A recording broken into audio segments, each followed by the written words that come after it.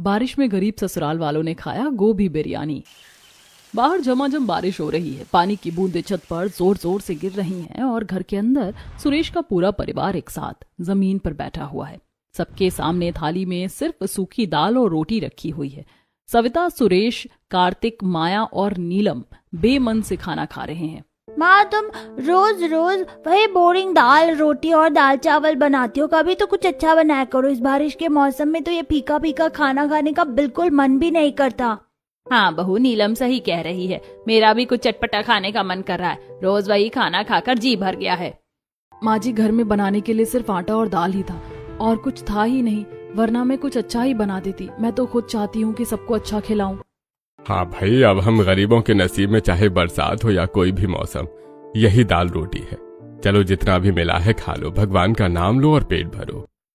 सभी लोग चुपचाप बिना किसी स्वाद के आधी अधूरी रोटी खाते हैं।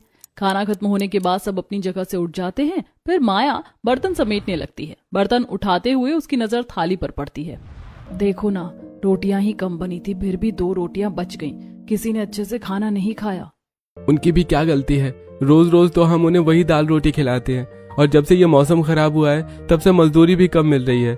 मैं अपने परिवार को कुछ अच्छा खिला भी नहीं पा रहा हूँ। अब वो आधा पेट ही खाएंगे ना। खैर, ये रोटी रख दो, सुबह काम आ जाएगी। ठीक है, मैं इसे ढककर रख देती हूँ। माया बची हुई रोटियों को रसोई में ले जाकर एक कटोरे से ढक देती है। कुछ देर बाद बाहर बारिश बंद हो जाती है। सभी लोग बाहर निकलते हैं, साथ में नीलम भी आती है। माया देखती है कि आंगन में चारों तरफ पानी भरा हुआ है। अरे माँ जी, देखिए आंगन में कितना पानी भर गया है। हाँ बहू, इसे निकालना पड़ेगा, नहीं तो सारा आंगन कीचड़ से भर जाएगा। माया और सविता झाड़ू लेकर आंगन का पानी साफ करने लगती हैं। सुरेश और कार्तिक भी एक बड़े पेड़ के नीचे जाकर खड़े हो जाते हैं। तभी गली के मोड़ से एक ठेले वाला अपनी दुकान लेकर आता हुआ। अरे आओ आओ, गर्मा गर्म बिरयानी खाओ। इस बारिश के मौसम में चटपटी गर्मा गर्म चिकन बिरयानी। बिरयानी की खुशबू हवा में फैलने लगती है। आसपास के लोग अपने अपने घरों से बाहर निकलने लगते हैं और ठेले के पास भीड़ जमा हो जाती है। उसी समय सोहन और मोहन नाम के 2 आदमी ठेले से गरम गरम बिरयानी के पैकेट बंधवाकर कार्तिक के घर के सामने वाले रास्ते से गुजरते हुए। अरे यार, इस बारिश के मौसम में बिरयानी की खुशबू इतनी जबरदस्त लगती है ना। और ये ठेले वाला बहुत टेस्टी बिरयानी बनाता है, सारे गरम मसाले डालता है। मैंने तो अपने पूरे परिवार के लिए 2 पैकेट पैक करवाए हैं। हाँ भाई, मैंने भी 1 पैकेट लिया है। अगर घरवाले और मांगेंगे तो 1 पैकेट और ले आऊंगा। इस मौसम में अगर चिकन बिरयानी न खाई तो क्या खाया। नीलम वहाँ खेलते हुए सोहन और मोहन की बातें सुन लेती है। बिरयानी की महक उसकी नाक में जाती है और वो दौड़ती हुई अपनी माँ माया के पास आकर, माँ, कितनी अच्छी खुशबू आ रही है बिरयानी की। सब लोग खा रहे हैं, मुझे भी चिकन बिरयानी खिलाओ ना, मेरा बहुत मन कर रहा है। बेटा, अभी हमारे पास पैसे नहीं है, चलो अंदर चलो, बाहर मत खड़े रहो। माया उसका हाथ पकड़कर उसे अंदर की तरफ खींचने की कोशिश करती है ताकि वो बाहर का नजारा ना देखे, लेकिन नीलम अपना हाथ छुड़ाकर जिद करते हुए, लेकिन माँ, मुझे खानी है, आप खिलाओ ना, सब बच्चे खा रहे हैं, मैं क्यों ना खाऊं? बोला ना पैसे नहीं है। एक बार में बात समझ नहीं आती क्या तुम्हें? चुपचाप अंदर बैठो। बहू, इसे अंदर ले जाओ। बच्चों का क्या है, उनका तो मन ललचा ही जाता है। चल बेटा अंदर चल, जिद नहीं करते। सविता बच्चे को पुचकार कर अंदर ले जाती है। कार्तिक पेड़ के नीचे खड़ा होकर ये सब देख रहा होता है। उसका सिर शर्म और बेबसी से झुक जाता है। वो दुखी होकर मन ही मन, हे भगवान, कम से कम इतना तो दे दे मुझे कि मैं अपनी बच्ची को बिरयानी खिला सकूं। उसकी रोज रोज बिरयानी खाने की जिद मुझसे देखी नहीं जाती।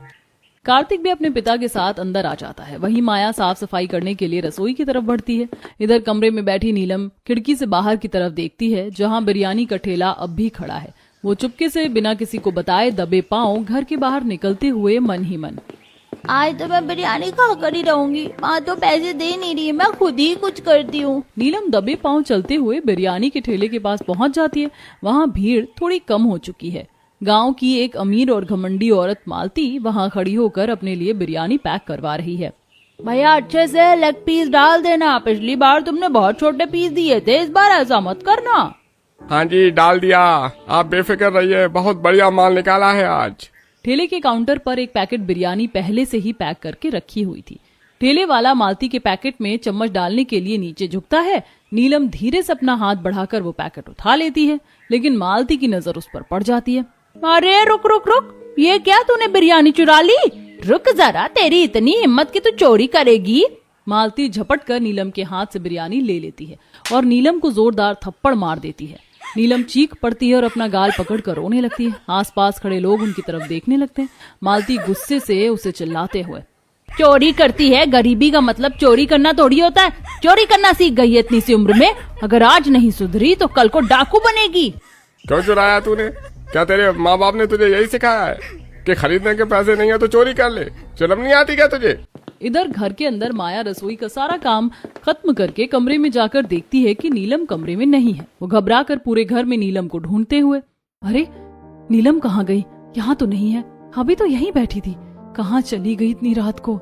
तभी माया के कानों में बाहर से अपने बच्चे के रोने की आवाज पड़ती है। वो बिना चप्पल पहने ही बदहवास हालत में बाहर की तरफ दौड़ती है। ठेले के पास पहुंचकर वो देखती है कि मालती उसकी बेटी का हाथ पकड़े खड़ी उस पर चिल्ला रही है, तू यहाँ पर है? भगवान के लिए इसे छोड़ दो दीदी, क्या हुआ है? ये रो क्यों रही है? बाबू, बिरयानी, मुझे भूख लगी थी। वहाँ समझाओ अपनी बेटी को, अब क्या बिरयानी नहीं मिलती तो क्या चोरी करके खाओगे? यही संस्कार दे रही हो क्या तुम इसे? अरे बिरयानी खाना है तो खरीद कर खा लो, सब खा रहे हैं, लेकिन तुम लोगों की तरह कोई चोरी नहीं करता। माफ करना भाई साहब, माफ करना दीदी, इसकी तरफ से मैं हाथ जोड़ती हूँ। छोटी बच्ची है, बहक गई, चल तू अभी घर चल। माया नीलम का हाथ पकड़कर खींचते हुए तेजी से घर के अंदर ले आती है। नीलम के रोने की आवाज सुनकर सविता, कार्तिक और सुरेश सब आ जाते हैं। क्या हुआ, कहाँ गई थी ये? और बाहर इतना शोर क्यों मच रहा था बहू? बिरयानी चोरी कर रही थी ये बाहर ठेले से। मालती दीदी ने इसे रंगे हाथों पकड़ लिया और सबके सामने डांट रही थी। माँ, कभी तो आप कुछ अच्छा खिलाती नहीं हो तो चोरी करूंगी ना। रोज वही सूखी रोटी खा खा कर मैं थक गई हूँ। नीलम गुस्से में दौड़कर अंदर कमरे में चली जाती है। सभी जाकर सो जाते हैं। अगले दिन सुबह कार्तिक नाश्ते में बची हुई बासी रोटी खाकर काम पर जाने के लिए तैयार होता है। तभी माया उसके पास आकर, सुनिए जी, राशन खत्म हो गया है, अगर मजदूरी मिले तो राशन लेते आना। कार्तिक हाँ में सिर हिलाता है और निकल जाता है। जब वह अपनी साइट पर पहुंचता है तो देखता है कि साइट का मालिक हरीलाल वहां पहले से ही कुछ मजदूरों के साथ खड़ा है।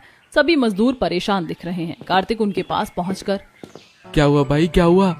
सब लोग ऐसे चुपचाप क्यों खड़े हो? काम शुरू नहीं करना है क्या? मालिक कह रहे हैं कि कंस्ट्रक्शन का काम बंद हो रहा है।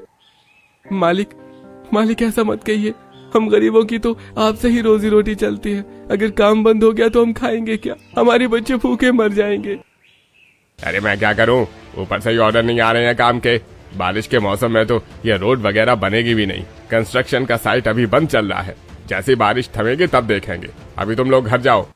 हरीलाल अपनी गाड़ी में बैठकर चला जाता है। कार्तिक का दिल बैठ जाता है। वो वापस लौटने लगता है। रास्ते में उसके साथ दूसरा मजदूर माधव भी चल रहा होता है।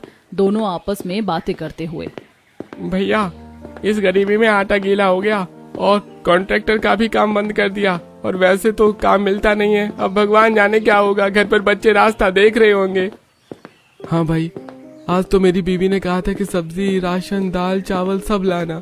इस बारिश के मौसम में फीका खाना नहीं खाया जाता। हाँ भाई, मौसम ही ऐसा है कि कुछ अच्छा खाने का मन सब क्या करता है, पर हमारे हाथ खाली हैं। मेरा परिवार तो बिरयानी खाने के लिए जिद कर रहा था।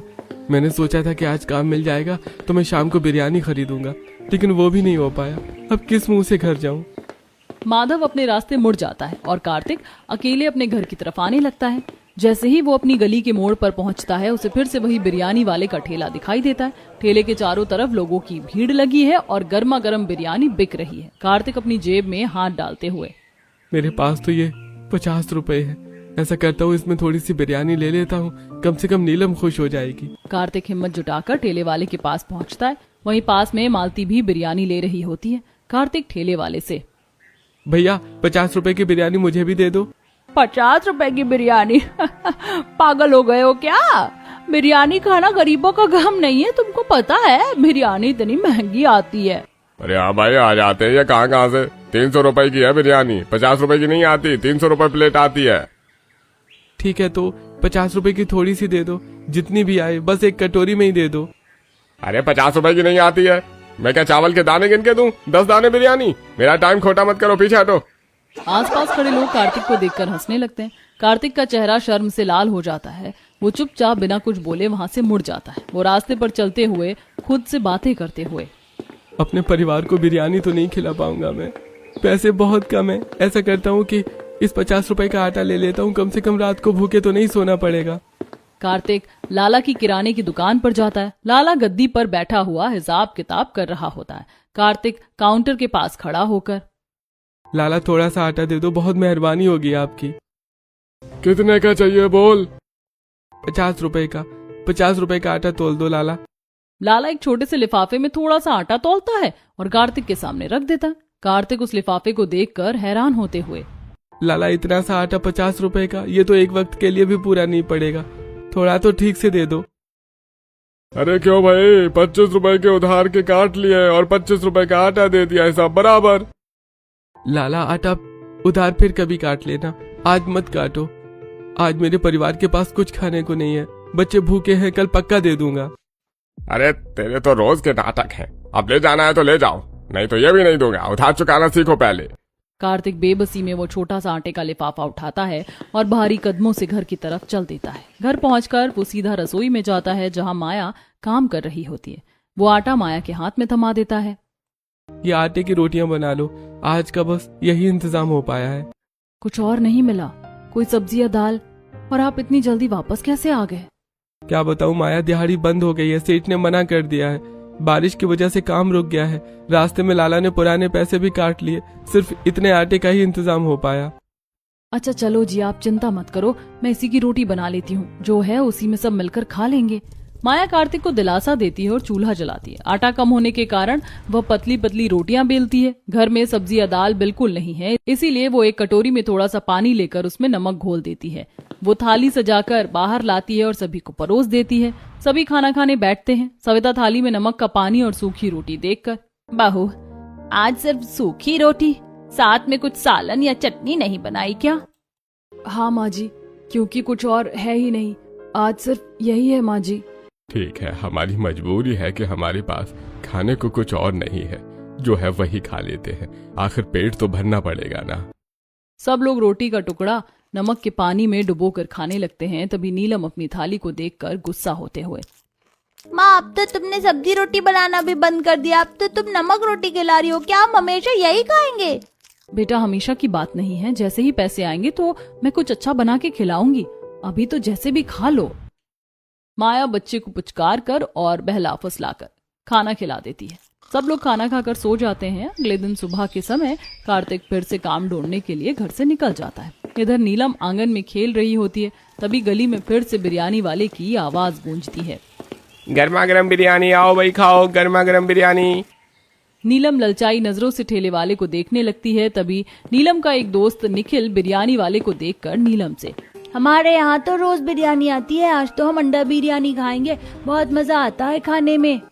हाँ हम लोग गरीब है ना, हम नहीं खा सकते, हमारे पास पैसे नहीं है। नीलम उदास होकर वहाँ से हट जाती है। थोड़ी देर बाद आसमान में फिर से काले बादल आ जाते हैं और ठंडी हवा चलने लगती है। नीलम और निखिल गली में एक पुरानी गेंद से खेल रहे होते हैं। अचानक निखिल का शॉट जोर से लगता है और गेंद उछलकर बगल वाले बड़े मकान की बाउंड्री के अंदर चली जाती है। नीलम गेंद लेने के लिए उस घर में जाती है जहां मालती और उसका परिवार बैठकर पकौड़े, समोसे और बिरयानी खा रहे हैं। नीलम देखती है, तभी माया वहां आकर, बेटा चल, बारिश होने वाली है, चल अंदर।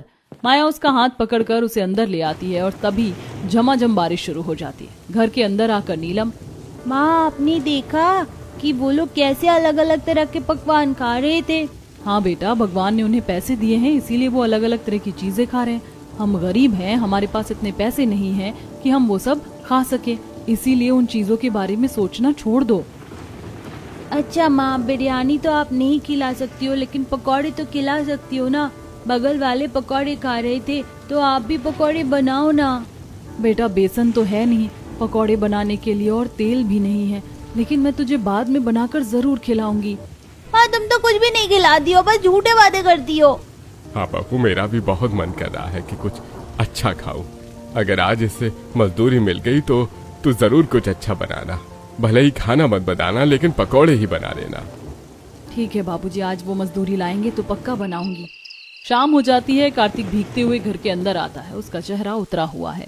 आ गया बेटा, आज मजदूरी मिली?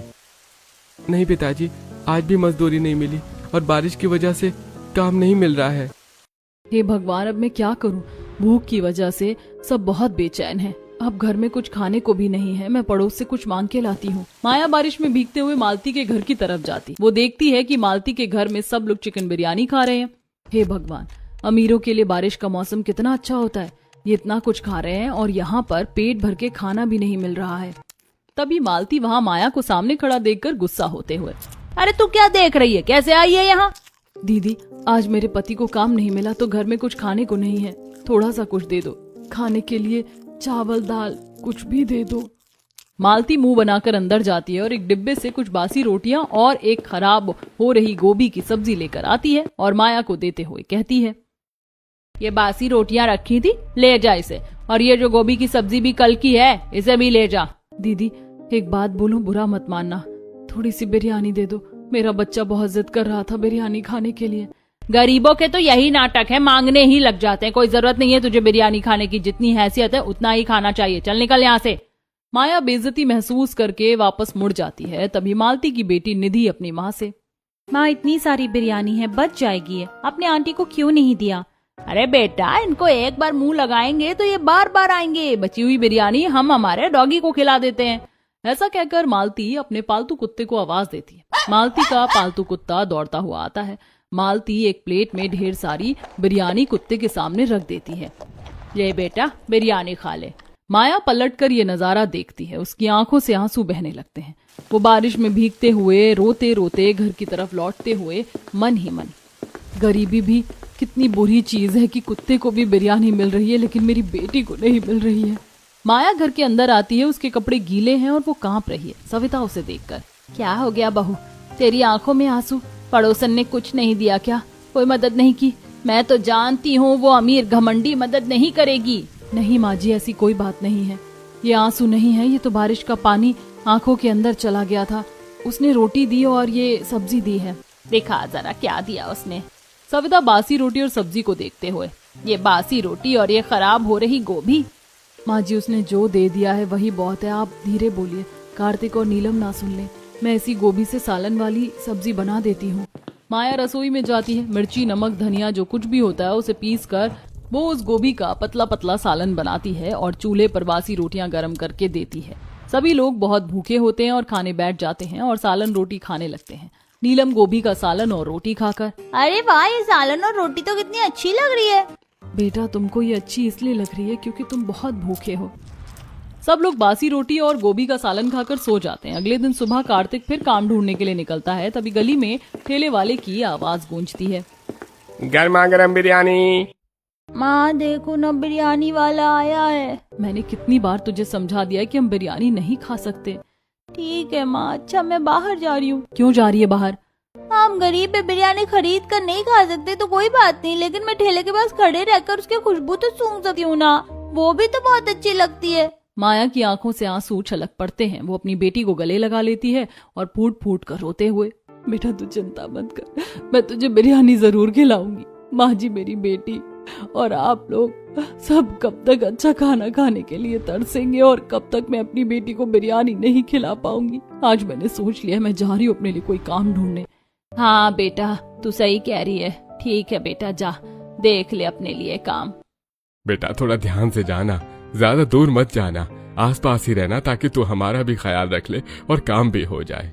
माया काम की तलाश में घर से निकलती है। वो पहले साहूकार की दुकान पर जाकर साहूकार से, साहूकार जी, बारिश के मौसम में मेरे पति को काम नहीं मिल रहा। हमारे यहाँ बहुत गरीबी चल रही है, मुझे काम पे रख लो। देखो मैं तुझे काम पर नहीं रख सकता, मेरे यहाँ काम वाले की कोई जरूरत नहीं है। तुझ जैसे गरीबों को कौन काम पे रखेगा? कहीं चोरी करके भाग गई तो चल जा यहाँ से। माया निराश होकर एक दो जगह और जाती है लेकिन उसे काम नहीं मिलता। फिर वो एक सब्जी की दुकान पर एक बूढ़ी औरत को देखती है और उसके पास जाकर, अम्मा जरा मुझे काम पे रख लो, मुझे काम की बहुत जरूरत है। मेरी दुकान बहुत बड़ी नहीं है, इसीलिए काम वाली नहीं रख पाऊंगी। वैसे मैं बूढ़ी हूँ, मुझे मदद की जरूरत तो है, पर मैं पैसे नहीं दे पाऊंगी। थोड़ा बहुत जो भी होगा दे देना। ठीक है, अच्छा मैं तुझे काम पे रख लेती हूँ, लेकिन मुझसे पैसे की उम्मीद मत करना। बची हुई सब्जियाँ तुझे दे दिया करूंगी, अगर काम करना है तो बता। माया काम पर लग जाती है। वो सब्जियों को धोकर जमाने लगती है। तभी झमाझम बारिश होने लगती है। वो बारिश में भीग कर सब्जियां धोती है, जमाती है। बूढ़ी औरत एक तरफ जाके बैठ जाती है। दिन भर काम करने के बाद शाम होने पर बुढ़िया उसे कुछ खराब सब्जियां दे देती है। माया वो सब्जियां लेकर घर आती है और अपनी सास से, माँ जी देखिए, मैं अपने साथ ये सब्जियां ले आई हूँ, अब मैं जल्दी से जाकर खाना बना लेती हूँ, कार्तिक भी आते ही होंगे। बेटा, तू ये सब्जियां तो ले आई, लेकिन घर में चावल और आटा तो है ही नहीं। भला इन सब्जियों से तू खाना कैसे बनाएगी? एक काम कर, कार्तिक को आ जाने दे, शायद आज भी कुछ राशन ले आए, तब तू खाना बना लेना। थोड़ी देर बाद कार्तिक एक छोटे से झोले में 1 पाव चावल लेकर आता है और माया को देते हुए, माया, आज मुझे बोरियां उठाने का काम मिल गया था, इसलिए थोड़े से पैसे मिले थे, उससे बस ये चावल ही ला पाया हूँ। देखो तुम इससे ही कुछ बना लो। चलो अच्छा है आप चावल ले आए हो। मैंने भी आज से पड़ोस की बूढ़ी औरत के यहाँ काम करना शुरू किया है। उसने मुझे ये सब्जियां दी हैं। मैं ऐसा करती हूँ कि इनका सालन बना लेती हूँ और चावल बना लेती हूँ। आज हम वही खा लेंगे। माया रसोई में जाती है और गोभी का सालन और चावल बनाती है। सब लोग एक साथ खाने बैठते हैं। खाना खाकर नीलम, अरे वाह, सालन और चावल मिलाकर कितने कलरफुल हो गए ना।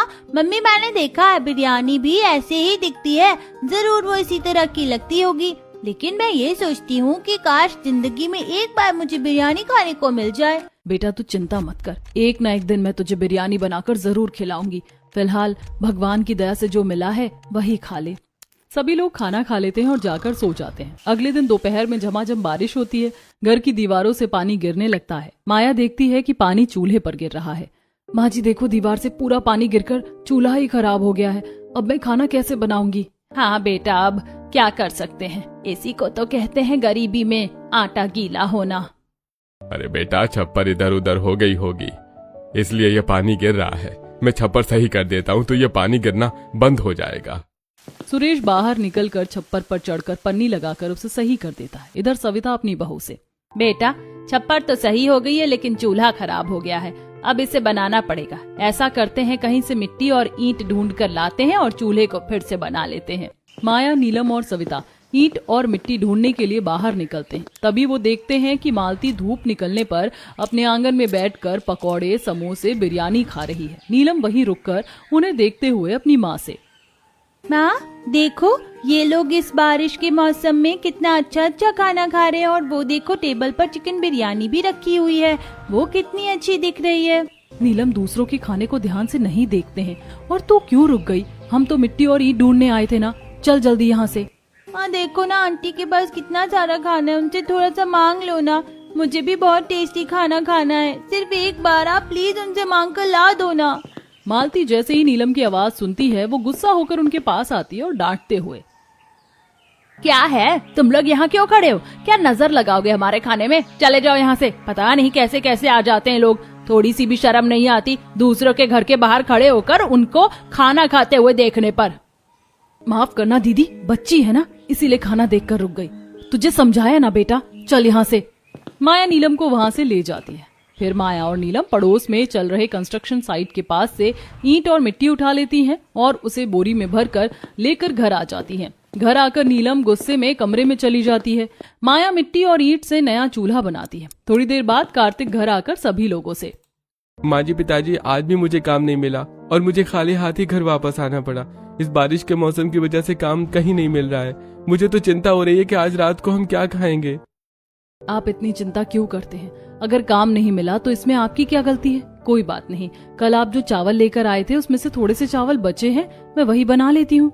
अब माया रसोई में जाकर नमक डालकर चावल बना लेती है और सभी उसे खाकर सो जाते हैं। ऐसे ही दिन बीत रहे थे और गरीब परिवार अच्छा खाना खाने के लिए तरस रहा था। एक दिन माया सब्जी वाले की दुकान पर काम कर रही थी। तभी सब्जी वाली माया को कुछ सब्जियां देकर, माया, वो जो साहूकार है उसके यहाँ पर ये सब्जियां दे और जल्दी आना, देर मत करना। माया सब्जियां लेकर साहूकार के घर जाती है। वो देखती है कि साहूकार चिकन बिरयानी, फिश करी और फ्राइज खा रहा है। साहूकार सब्जी ले लेता है। तब माया साहूकार से, साहूकार जी, ये सब्जियां सब्जी वाली चाची ने भेजी हैं, आप इसे ले लीजिए, और मैं आई हूँ तो थोड़ा सा राशन भी मुझे उधार दे दीजिए, मैं जल्दी ही उसके पैसे चुका दूंगी। सब्जी देने आई है तो चुपचाप सब्जियां दे और चली जा। उधार मांगने आ गई फिर से, बार बार उधार मांगने आ जाते हैं गरीब लोग। मैंने उधार देना बंद कर दिया है, चल जा यहाँ से। साहूकार माया को डांट कर भगा देता है। माया वापस सब्जी की दुकान पर आती है। अम्मा, मैंने सब्जी दे दी, अब काम भी खत्म हो गया है, अब मेरी मजदूरी दे दो तो मैं भी घर जाऊं। सब्जी वाली सड़े हुए आलू, टमाटर और कुछ सड़ी सब्जियां माया के हाथ में पकड़ा देती है। चाची मुझे कुछ तो मजदूरी दे दो। नहीं, मैंने बोला था ना पैसे नहीं दे पाऊंगी, जो दिया है बस उसी में खुश रहे। माया सड़ी सब्जियां लेकर घर आती है। कार्तिक भी बोरे उठाकर मजदूरी के पैसे से थोड़ा सा आटा ले आता है। माया सड़ी सब्जियों को काट कर सब्जी और रोटी बनाती है। परिवार मुंह लटकाकर वो फीका खाना खाता है। उनके मन में अच्छी बिरयानी खाने की तरस लगातार बढ़ती ही जा रही है। एक दिन सब्जी की दुकान पर एक अमीर औरत कांता आकर बूढ़ी औरत से, माँ जी सब्जियां दे दो, अच्छी अच्छी निकाल के देना। माया सब्जियां छाट कर देती है। कांता पैसे निकाल कर देती है और आगे बढ़ जाती है, लेकिन कार में बैठते समय उसका पर्स नीचे गिर जाता है। तभी माया उस पर्स को उठाकर कांता को आवाज देते हुए, अरे ये तो मेम साहब का पर्स गिर गया है। अरे पर्स गिर गया, इसमें तो बहुत पैसे होंगे, ला मुझे दे। आई लक्ष्मी को भगा रही है। नहीं नहीं चाची, ये तो बेईमानी होगी, वो उनका पर्स है, उनको दे के आती हूँ। अरे बोला ना मुझे ला। नहीं, मेम साहब रुको, मेम साहब रुको। माया दौड़कर कार के पास पहुंचती है और कांता को पर्स वापस करते हुए, मेम साहब ये आपका पर्स गिर गया था। अरे इसमें तो मेरे डॉक्यूमेंट्स भी थे और बहुत सारे पैसे थे, तुम तो बहुत ईमानदार निकली। कांता पर्स से 500 का नोट निकालकर माया को देती है। माया मना करते हुए, नहीं नहीं, इसमें पैसे लेने की कौन सी बात है, ये तो मेरा फर्ज था। अरे रख लो, अपने बच्चों को मेरी तरफ से कुछ अच्छा खिला देना। माया पैसे लेकर वापस दुकान पर आती है। तब सब्जी वाली, ले आई तू तेरे 500 रुपए, चल दे मुझे दे। नहीं, वो उन्होंने मुझे दिया है, मैं आपको नहीं दूंगी। अच्छा, मुझसे बढ़ के बोल रही है। इतने दिन से मेरे ही पास काम कर रही है और मेरी बात मानने की बजाय तुझकी वफादार निकली, पैसे वापस कर दिए। मैं बेईमान नहीं हूँ और बेईमानी नहीं कर सकती हूँ। बढ़िया ईमानदार, चल तू निकल मेरी दुकान से, आज के बाद यहाँ मत आना। कोई बात नहीं, निकल जाती हूँ मैं। वैसे भी आप देती क्या हो मुझे मजदूरी, सड़ी हुई सब्जियाँ, वो तो मेरी मजबूरी ना होती तो मैं आपसे लेती नहीं, लेकिन अब मैं आपकी कस्टमर हूँ। मुझे गोभी चाहिए, आज बाजार से गोभी बहुत अच्छी आई है ना, तो मुझे ये गोभी दे दो। बताओ कितने में दोगी? जितने मैं सबको देती हूँ, 100 रुपए। ठीक है, लो 100 रुपए। माया 500 का नोट देकर 100 रुपए की बढ़िया गोभी खरीदती है और बचे हुए पैसे लेकर साहूकार की दुकान पर जाकर, साहूकार बिरयानी के चावल और गरम मसाले चाहिए और तेल चाहिए और दही भी चाहिए। क्या बात है, आज तुझे यह सब चाहिए? आज कोई खजाना हाथ लगा है क्या? हम गरीबों के लिए तो छोटी छोटी खुशियां भी खजाने से कम नहीं होती, लेकिन तुम नहीं समझोगे, मुझे तुम सामान दे दो। साहूकार सामान दे देता है। माया सारा सामान लेकर घर पहुंचती है। घर में सब लोग उदास बैठे होते हैं। कार्तिक माया को देखकर, माया आ गई तुम? आज मुझे मजदूरी नहीं मिली। बहू आज भी खराब सब्जियां ही लाई होगी ना, तो ऐसा कर कि तू मत बना। वैसे भी नीलम सो गई है और आज हमारा भी खराब सब्जियां खाने का मन नहीं है, रहने दे। आज तो हम सब लोग पानी पी के सो जाएंगे। नहीं माँ जी, आज मैं आपको बहुत अच्छा कुछ बना के खिलाऊंगी। क्या बोल रही है? हाँ माँ जी। माया खुशी खुशी रसोई में जाती है। वह ताजी गोभी काटती है, चावल धोती है, फिर वो गरम मसाले, दही और प्याज डालकर एक बेहतरीन गोभी बिरयानी तैयार करती है। घर में बिरयानी की शानदार खुशबू फैल जाती है। माया नीलम के कमरे में जाकर उसे जगाते हुए, नीलम उठ बेटा, तू भूखी क्यों सो गई? चल खाना खा ले। नहीं माँ, आपने फिर वही बेस्वाद खराब सब्जियाँ और चावल ही बनाए होंगे, मैं नहीं खाऊंगी। बेटा आज मैंने खाने में कुछ अच्छा बनाया है। अच्छा, क्या बनाया है? सूंघो किस चीज की खुशबू आ रही है? माँ ये तो बिरयानी की खुशबू है। हाँ, आज मैंने बिरयानी बनाई है। माया नीलम को हॉल में बिठा देती है और फिर रसोई से गर्मा गर्म गोभी बिरयानी की थालियां लाकर सभी के सामने सजा देती है। बाहर फिर से झमाझम बारिश होने लगती है, लेकिन अंदर आज मातम नहीं खुशी है। सब लोग पेट भरकर बिरयानी खाते हैं। वाह, इतनी लजीज लग रही है बिरयानी। हमने पहली बार बिरयानी खाई, चिकन ना सही लेकिन ये गोभी बिरयानी चिकन बिरयानी से कम नहीं लग रही है। हमने कम से कम बिरयानी तो खाई। पूरा परिवार हंसते मुस्कुराते हुए भरपेट बिरयानी खाता है। अगले दिन सुबह बारिश रुक जाती है। कंस्ट्रक्शन साइट का मालिक हरिलाल कार्तिक के घर आता है। अरे भाई, मेरा कंस्ट्रक्शन का काम फिर से शुरू हो रहा है। अब ये बारिश का मौसम जाने वाला है और कार्तिक, तुम तो मेरे सबसे ईमानदार आदमी हो, तो मैं तुमको अब इंचार्ज बनाऊंगा। तुम कल से काम पे आ जाना। ये सुनकर कार्तिक और उसका परिवार खुशी से झूम उठता है। कार्तिक इंचार्ज बनकर अच्छी कमाई करने लगता है और अब वे हमेशा भर पेट और अच्छा खाना खाने लगते हैं। बारिश के वे बुरे दिन हमेशा के लिए पीछे छूट जाते हैं। तो दोस्तों, ये वो गरीब परिवार था जिसे बहुत तरसने के बाद बिरयानी खाने को मिली। आपने कभी बिरयानी खाई है क्या? और आपको बिरयानी कैसी लगती है? कमेंट में जरूर बताएं।